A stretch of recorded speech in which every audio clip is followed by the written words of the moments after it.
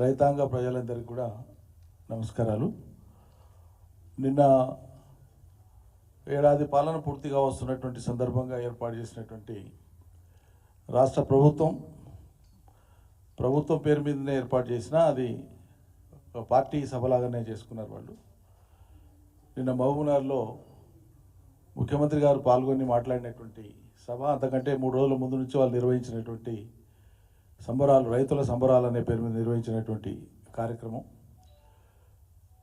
ఆ సభ సందర్భంగా ముఖ్యమంత్రి గారు మాట్లాడినటువంటిది వస్తున్నారంటేనంటే తప్పకుండా పాలమూరు వేదికగా రాష్ట్ర రైతాంగానికి సంతోషపడేటువంటి ఏమైనా మంచి మాటలు చెప్తారేమని చెప్పి ప్రజలు ఎదురు చూస్తున్నారు. సభకు పోకపోయినా ఇళ్లలో ఉండేవాళ్ళైనా టీవీల ద్వారా ఏదైనా మంచి సంగతులు చెప్తారేమో మా రైతుల గురించి.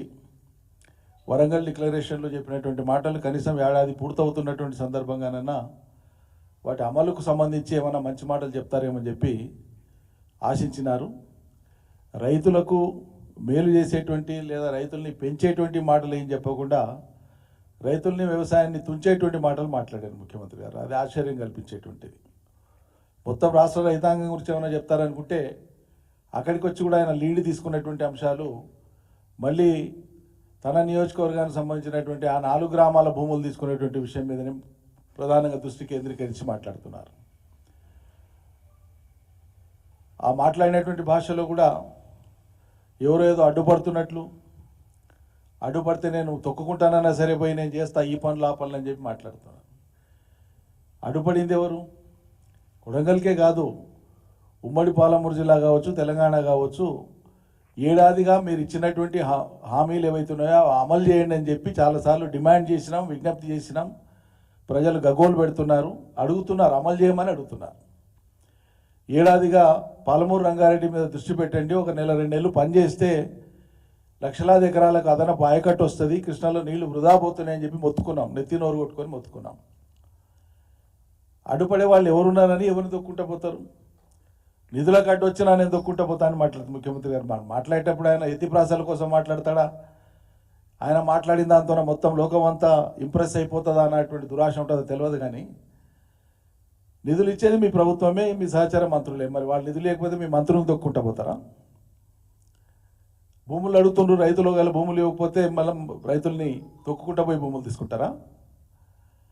హామీలు అమలు చేయమని అలా ప్రజలు అడుగుతున్నారు, ఈ ప్రజల్ని దొక్కుకుంటూ పోతారా? ఎవరిని దొక్కుతారండి మీరు? ఏం భాష? చేయాల్సిన పనేంది, కర్తవ్యం ఏంది, మీ మీద ఉన్న బాధ్యత ఏంది, మీరు ఇచ్చిన హామీలు ఏంది, మీరు ఆడ మాట్లాడుతున్నటువంటి తీరేంది? బెదిరించడం ఏందని నాకు అర్థం కాదు. ఇంకో మాట, 10 లక్షలు కాదు నేను 20 లక్షలు నేనని మాట ఎందుకు వస్తుందండి?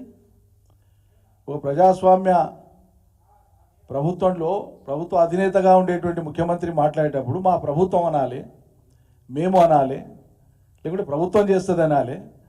నేను ఇస్తా 20 లక్షలు మీ జాగిరా ఇవన్నీ మీరు సొంతంగా కొంటున్నారా? మీ ఇంటికి కొనుక్కుంటున్నారా? భూసేకరణ చట్టం లేదా?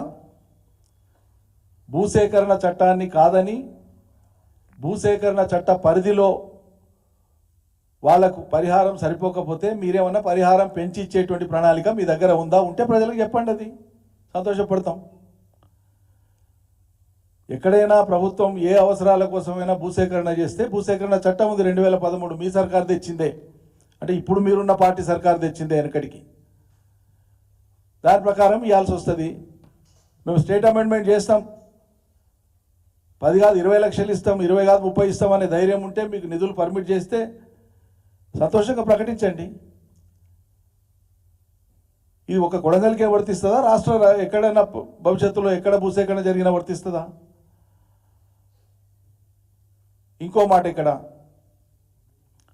మీరేదో ఎంప్లాయ్మెంట్ క్రియేట్ చేయడం కోసం వెనుకబడిన కొడంగల్ లాంటి చోట నేను ఎంప్లాయ్మెంట్ క్రియేట్ చేసే ప్రయత్నం చేస్తే కొందరు అడ్డుపడుతున్నారు అంటే మాటలు ఎవ్వరు అడ్డుపడతలేరు.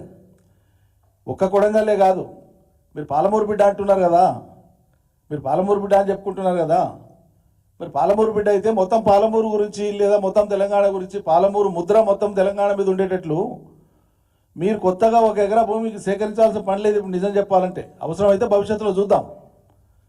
గత ప్రభుత్వమే, కేసీఆర్ ప్రభుత్వమే ప్రతి జిల్లాలో ఇండస్ట్రియల్ క్లస్టర్స్ కోసము ఐఐసి ద్వారా తెలంగాణ ఇండస్ట్రియల్ ఇన్ఫ్రాస్ట్రక్చర్ కార్పొరేషన్ ద్వారా ఆయా జిల్లాలలో ఉండేటువంటి భూమి లభ్యతను బట్టి కేవలం ప్రభుత్వ భూమి, ప్రైవేట్ భూమి గురించి నేను చెప్తలేను, ప్రభుత్వానికి సంబంధించినటువంటి భూమి ప్రతి జిల్లాలో 400-500 ఎకరాల నుంచి 1000 ఎకరాల దాకా ఐడెంటిఫై చేసి పెట్టినారు. ల్యాండ్ ఉంది ఇప్పుడు.